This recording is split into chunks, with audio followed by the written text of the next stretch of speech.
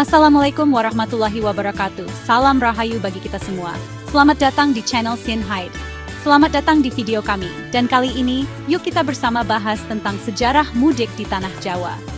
Dalam video ini, kita akan menjelajahi perjalanan panjang tradisi mudik dari masa ke masa, menyelami makna dan esensinya, serta merasakan denyut nadi jutaan manusia yang bergerak dalam arus mudik.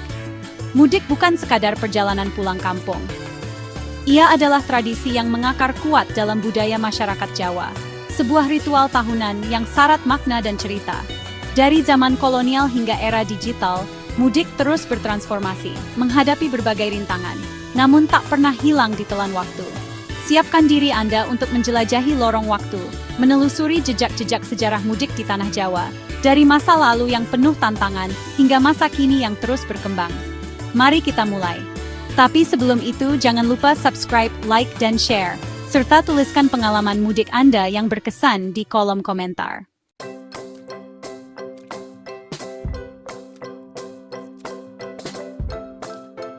Allahu Akbar, Allahu Akbar, Allahu Akbar, La ilaha illallah wallahu akbar, Allahu Akbar walailham. Jauh sebelum kata mudik dikenal luas, masyarakat Jawa kuno telah mengenal tradisi pulang ke kampung halaman, khususnya saat menjelang Ramadan dan Lebaran. Tradisi ini erat kaitannya dengan sistem pertanian dan kepercayaan animisme yang dianut masyarakat saat itu. Mudik menjadi momen untuk bersyukur atas hasil panen, berziarah ke makam leluhur, dan mempererat tali silaturahmi dengan keluarga besar. Perjalanan mudik di masa lalu bukanlah hal yang mudah.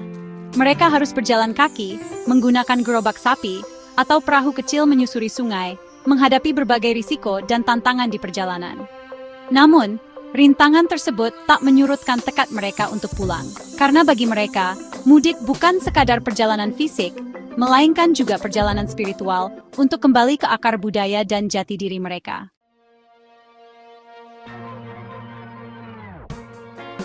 Memasuki era kolonial Belanda, tradisi mudik tetap lestari dan dipertahankan, meski menghadapi berbagai tantangan baru.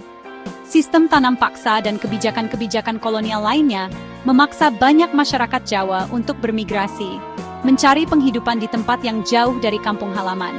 Mudik di masa ini menjadi momen yang sangat dirindukan, menjadi pelepas rindu akan keluarga dan kampung halaman. Namun, keterbatasan ekonomi dan transportasi membuat mudik menjadi sebuah kemewahan. Hanya segelintir orang yang mampu pulang kampung, itu pun harus menempuh perjalanan yang panjang dan melelahkan. Pemerintah kolonial Belanda sendiri tidak terlalu membatasi tradisi mudik. Mereka melihat mudik sebagai momen yang efektif untuk mengawasi pergerakan penduduk pribumi.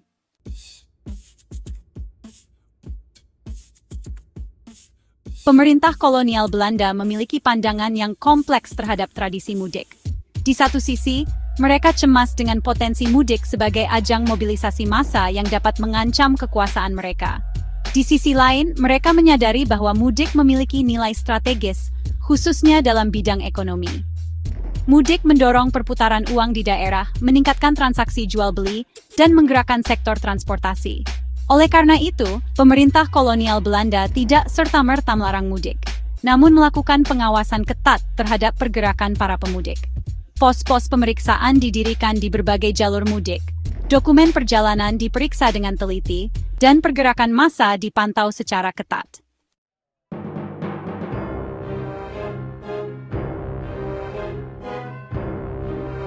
Chapter 4. Mudik di tengah gempuran perang, era penjajahan Jepang. Masa penjajahan Jepang membawa luka mendalam bagi masyarakat Indonesia, tak terkecuali bagi tradisi mudik.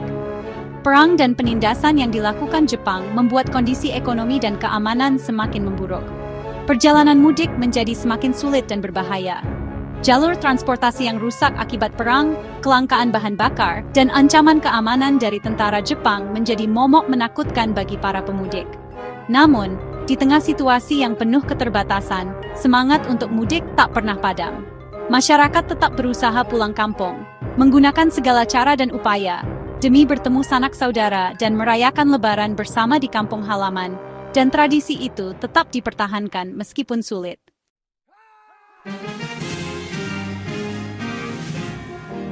Chapter 5. Perjuangan mudik, antara tekad dan keterbatasan.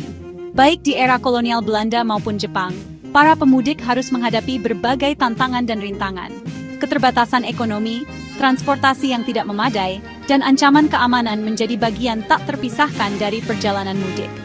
Mereka harus rela berdesak-desakan di atas kapal laut yang penuh sesak, menumpang gerbong kereta api yang panas dan pengap, atau berjalan kaki berhari-hari dengan barang bawaan seadanya.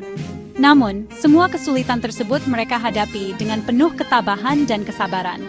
Karena bagi mereka, mudik bukan sekadar perjalanan fisik, melainkan sebuah ikhtiar untuk menyambung silaturahmi dan mengobati kerinduan yang terpendam.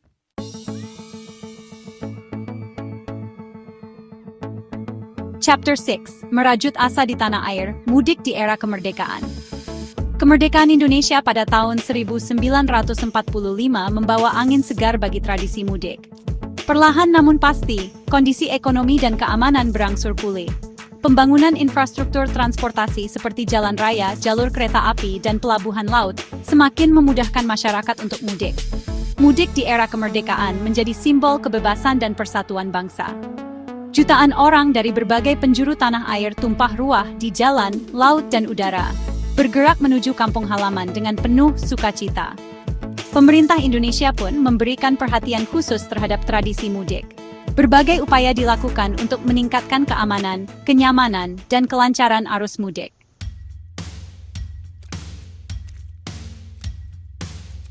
Tunjangan Hari Raya, atau THR, menjadi salah satu faktor pendorong meningkatnya jumlah pemudik di era kemerdekaan. THR pertama kali dicetuskan oleh Perdana Menteri Sultan Syahrir pada tahun 1951 sebagai bentuk gratifikasi kepada pegawai negeri. Kebijakan ini kemudian dilanjutkan oleh pemerintahan Soekarno dan Soeharto dengan cakupan yang semakin luas. THR memberikan suntikan dana segar bagi para pekerja yang sebagian besar digunakan untuk membiayai perjalanan mudik dan memenuhi kebutuhan lebaran. Kehadiran THR menjadi berkah tersendiri bagi para pemudik. Mereka dapat pulang kampung dengan hati lebih tenang, membawa oleh-oleh untuk sanak saudara, dan merayakan lebaran dengan lebih meriah.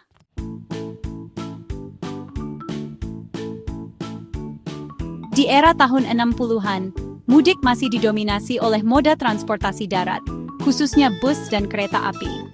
Jalan raya yang belum seramai sekarang, dipadati oleh bus-bus tua dengan asap mengepul, mengangkut para pemudik yang penuh semangat. Suasana di stasiun kereta api tak kalah semarak. Ratusan orang berdesak-desakan di peron, berebut naik ke gerbong kereta yang sudah penuh sesak.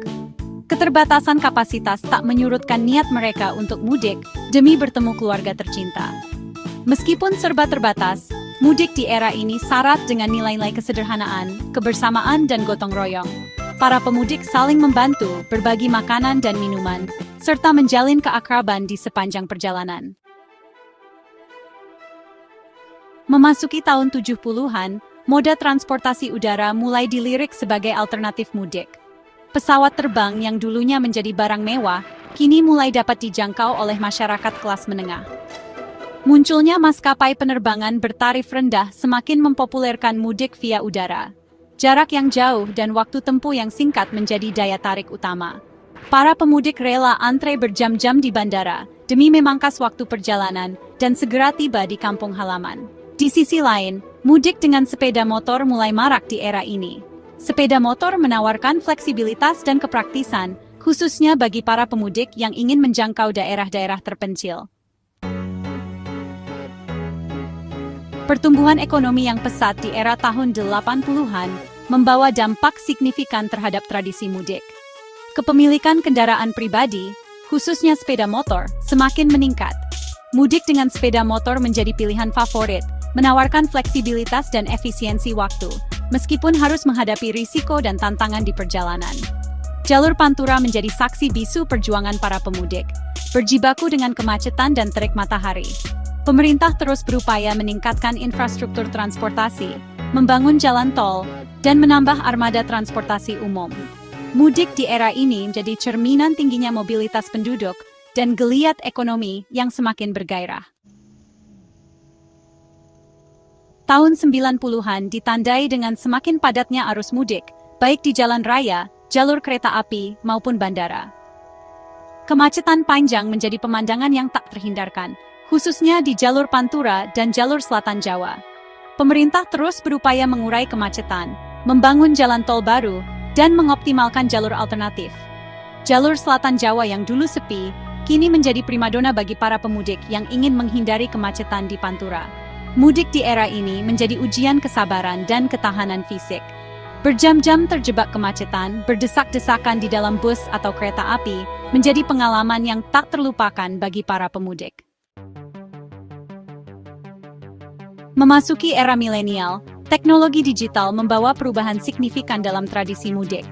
Kemudahan akses informasi, pemesanan tiket online, dan aplikasi navigasi membuat mudik menjadi lebih praktis dan efisien.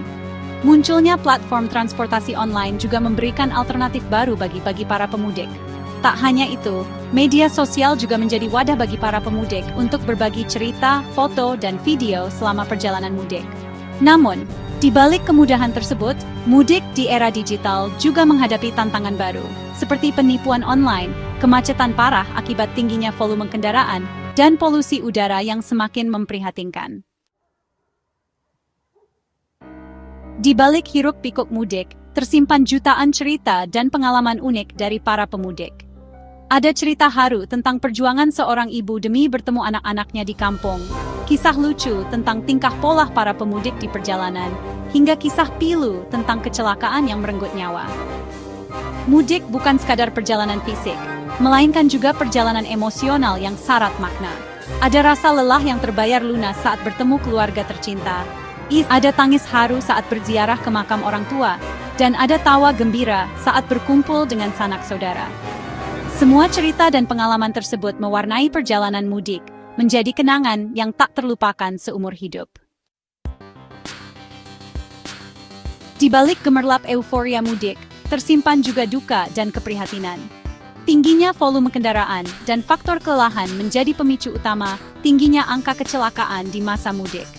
Jalan raya yang dipadati kendaraan, minimnya kesadaran tertib berlalu lintas, dan kondisi kendaraan yang tidak prima menjadi kombinasi yang mematikan.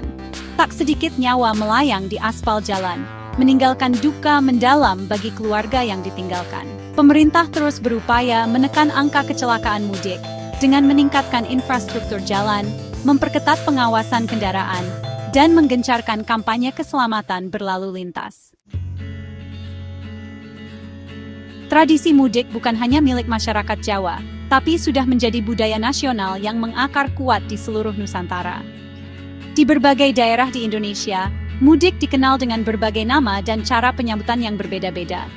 Di Sumatera Barat, mudik dikenal dengan istilah pulang basamo, di mana para perantau pulang kampung secara bersama-sama menggunakan bus. Di Sulawesi Selatan, mudik disebut mudik lebaran, di mana masyarakat pulang kampung dengan membawa aneka hidangan khas lebaran. Meskipun berbeda-beda, esensi mudik tetaplah sama, yaitu untuk bersilaturahmi dengan keluarga, mengenang leluhur, dan merayakan hari kemenangan bersama-sama. Lebih dari sekadar tradisi pulang kampung, mudik adalah momen untuk merefleksikan diri, introspeksi, dan mempererat tali silaturahmi. Ia adalah pengingatan akar budaya dan jati diri, bahwa dimanapun kita berada, kampung halaman selalu memiliki tempat istimewa di hati. Mudik adalah tentang perjalanan pulang, kembali ke tempat di mana kita berasal, di mana keluarga dan orang-orang terkasih menanti. Ia adalah tentang kerinduan yang terobati, tentang kebersamaan yang dirindukan, dan tentang rasa syukur atas nikmat yang telah diberikan. Semoga tradisi mudik ini terus lestari, menjadi warisan budaya yang berharga bagi generasi mendatang, dan selalu memberikan makna dan hikmah bagi kita semua. Terima kasih telah menonton video kami tentang sejarah mudik di Tanah Jawa. Semoga informasi ini bermanfaat dan menambah wawasan Anda tentang tradisi yang kaya ini. Mudik adalah sebuah perjalanan yang syarat makna, sebuah tradisi yang mempersatukan bangsa, sebuah momen untuk kembali ke akar budaya dan jati diri. Sampai jumpa di video berikutnya. Mugiyo tansah pinaringan rahayu sagung dumadi. Tak lupa, channel Sinhide mengucapkan selamat Hari Raya Idul Fitri. Mohon maaf lahir dan batin. See you in the next video.